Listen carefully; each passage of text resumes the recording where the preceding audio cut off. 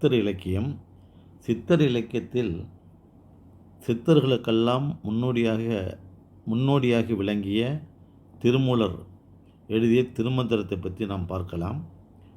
பிற்கால சித்தர்களுக்கு அவர் முன்னோடி. இவருடைய காலம் கிபி 6ஆம் நூற்றாண்டு. திருஞான சம்பந்தர் திருவாவடுதுறையில் தமிழ் மணம் கமழும் திருமந்திரத்தை கண்டெடுத்தார் எனவும், மாடு மேய்க்கக்கூடிய இடையனான மூலன் என்பவனுடைய உடலில் புகுந்து வாழ்ந்த ஒரு யோகி 3000 ஆண்டுகள் தூங்கி கொண்டு இடையிடையில் ஆண்டுக்கு ஒரு முறை விழித்து பாடிய பாடல்கள்தான் இந்த திருமந்திரம் என ஒரு புராணம் கூறுகிறது.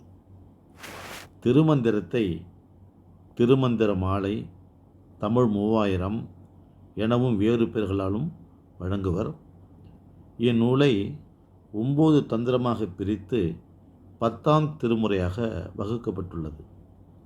தேவார திருவாசக பாடல்களை திருமுறைகளாக பகுக்கப்பட்டுள்ளது உங்களுக்கு தெரியும்.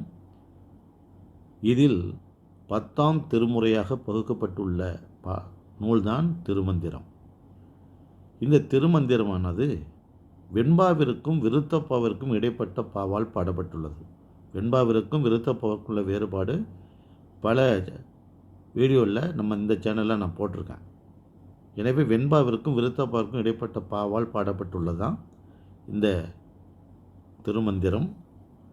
யான் பெற்ற இன்பம் பெருகை வையகம், ஒன்றே குலமும் ஒருவனே தேவனும், உடம்பார் அழியின் உயிரார் அழிவர், உடம்பை வளர்த்தேனே உயிரை வளர்த்தேனே போன்ற அற்புதமான வாசகங்களை சொன்னவர் இந்த திருமந்திரம் எழுதிய திருமூலர்.